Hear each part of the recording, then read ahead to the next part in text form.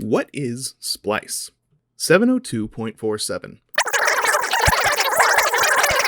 There's a lot there, and this is indeed a weird one, so buckle up as we figure out, what is Splice?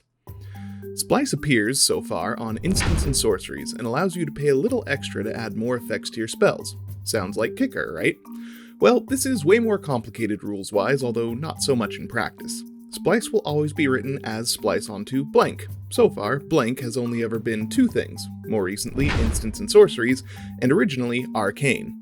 Arcane is a subtype that appears on instants and sorceries from the Kamigawa block, where the mechanic originally appeared. Using that as an example, as you cast a spell with Arcane, you may reveal whichever cards you wish to splice onto it from your hand, paying the splice costs in addition to the normal cost of the original spell. If you do this, then the original spell adds the effect of the spliced cards to itself when it resolves.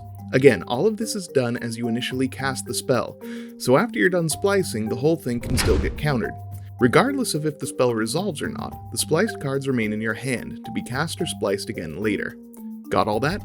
A few more notes. Each individual card can only be spliced onto a given spell once. You can't pay the splice cost multiple times to get more of the same effect. Although if you have more than one of the same splice card in your hand, you can splice all of them onto the same spell. You can choose different targets from the original spell for the spliced effects, but if all the targets for the spell are illegal when the whole spell goes to resolve, all of it gets countered. You can't splice a card onto itself as you cast it.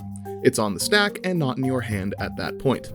This is a mechanic that allows for the casting of some truly ridiculous spells if you have the resources to make it work, and that's what Splice is.